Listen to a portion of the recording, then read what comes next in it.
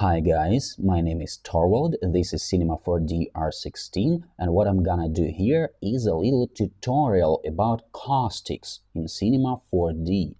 If somebody didn't know, the caustics is that pretty beautiful visual effect when the light goes through some transparent objects, like some sort of glass or something, and leave on surfaces different bright lines and sparkles, beautiful lines and sparkles. And I'm sure that you have seen that for many times in your life, but when I tried to make it happen in my Cinema 4D, I didn't succeed at first, and I tried to get some help. I tried to Google some information about it, and I've noticed that there's not so much of it there, and I just wanted to feel that emptiness for you guys. And before we start, I have to mention two things. First, I want to apologize for my poor English because, at daylight I'm Russian and I live in Russia and I've never been to any English-speaking country. And second thing, I'm a rookie at Cinema 4D, and some things I'm gonna say won't be too professional. So I just sincerely hope that you guys will get my explanations and that this video will be of any use for you. So let's begin. And first, what we got here, what is this object? This is just a thin piece of glass. Its material has only the transparency channel, not even the reflectance. Only transparency, and the refraction volume is 1.6. This is acceptable for glass, but it's not even important in this video, but you always can go see the help, and you can see here that 1.6 is really acceptable for glass. Use the help for your causes. And what three main things you have to know to make caustic effect possible in your final render in Cinema 4D. First of all, you have to go to your render settings, and you want to click the effect button and choose caustics option here. And now this option is included to your render settings, and you can expect now to see something here when you render your picture. And here you see the strength parameter, and it is 100% by default. But I want to say, you guys, that here in Cinema 4D, the caustics effect is basically too loud, too weak. And it's normal if you increase this number, multiplying it by some number, like by 10, for example. I go with 1000%, and it's normal. Don't be intimidated by this number. It's normal. Okay, you will see, and you can always increase and decrease this number sometime further. The second thing you want to check, you have to go to your material editor, go to illumination, and make sure that the checkbox at the generate caustics is on, because if you turn it off, your material won't generate any caustics ever. So no matter how strong is your light or what is your surface, you won't see any effect. So make sure that this is on. And here you can see the strength that is 100% also by default. And you can play with this number too.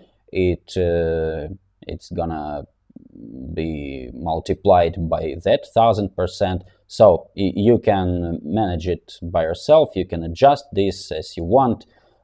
So I think it's pretty clear. And the third very, very, very important thing you have to know about caustics in Cinema 4D is that the light source itself doesn't cause any caustics by default going through transparent objects. Why is that so? Because in real life, to see some caustics on the surface under our piece of glass, there are not millions, not billions, and not even trillions of photons, but some incredible number of photons in the daylight, the number that you can't even imagine, and that photons go back and forth in all the ways and directions, and so we can see the caustics on the surface of our table, for example. And in our program, it is not possible to calculate all that. So you have to find some options and to adjust manually to choose some decent, some acceptable number of photons which our program could calculate properly. So you want to click to your light, and I have to leave some comment about our light. As you can see, I've chosen such kind of light which is directed to our object. If I choose the light source that is spreading the rays all over the space around, what it's gonna be when it generates some amount of photons. For example, it will generate 100 of photons. Is it possible that even 20 of them are gonna go through our glass object, our piece of glass? No, it's not possible. Maybe 1, maybe 0, but not 20 of 100 if it's spreading the rays all over the space. Okay, so I've chosen the light that is directed here. So when I generate some photons, they will go only here and not somewhere here. And it will ease our task a lot. So you want to click to your light source and to go here to caustics and to turn this checkbox surface caustics on. Volume caustics, we don't need it now. It's a different option. We want the surface caustics. And here you see the energy of photons. The brightness of our lines and sparkles depends on this amount, like it depends on this strength, and like it depends on this strength. So you can change it also to change the brightness of your effect. And here is default number of your photons generating by your light, and it is 10,000. And now it looks like everything is prepared, and we can try to render something. Okay, and now we see that something is going on. Some effect is showing on our surface. But is it satisfying?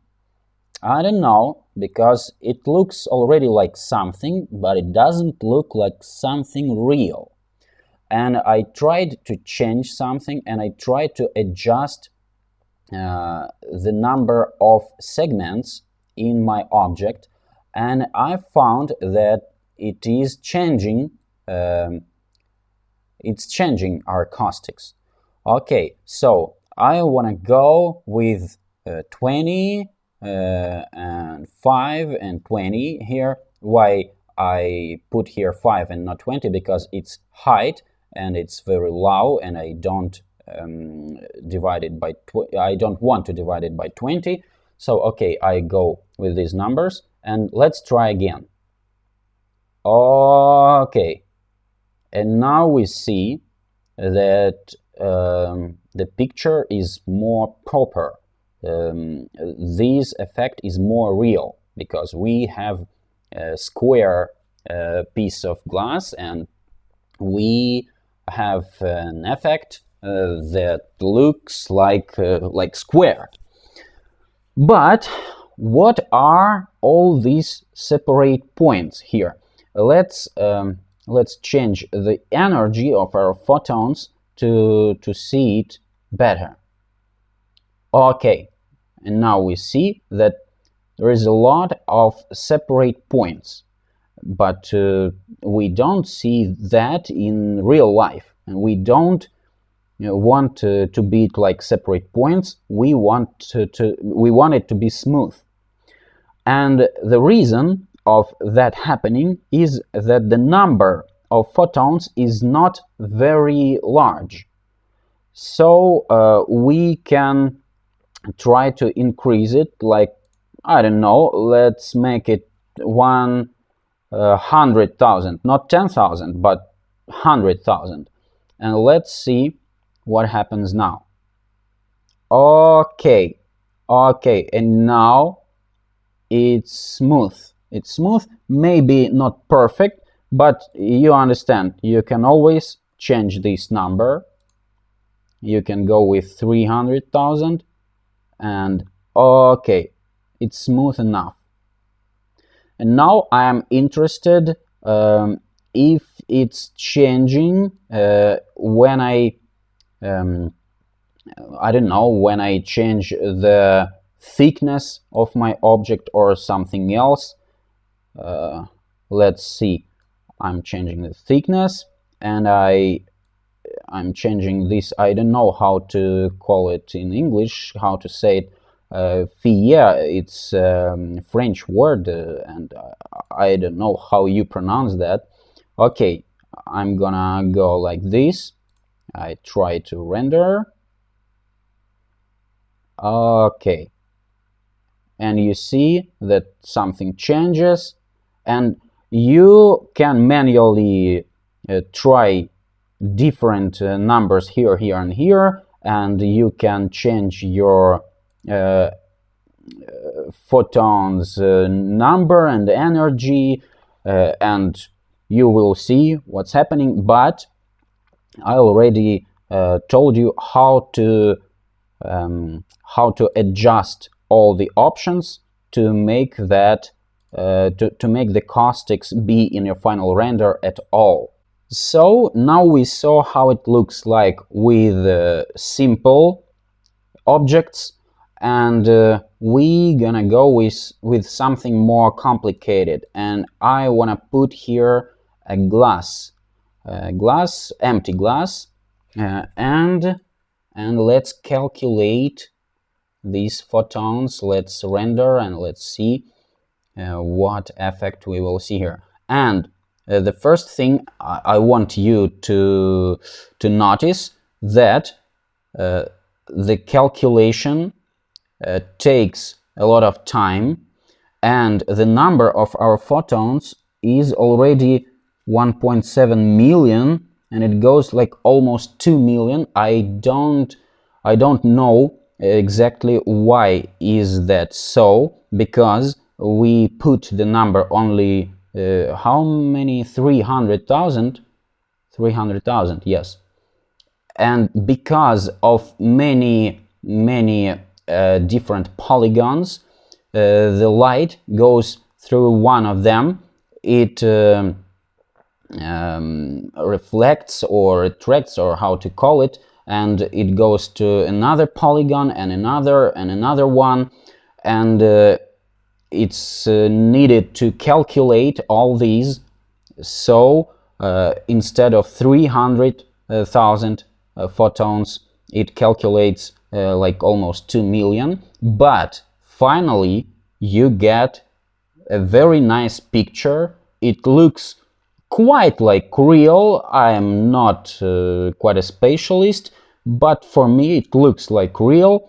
And now, guys, you can add caustics in your pictures rendered by Cinema 4D, and I hope that's very nice, because I've spent like 2 days to get how to do it. It was not so simple, guys, and that's why I've decided to make this video for you.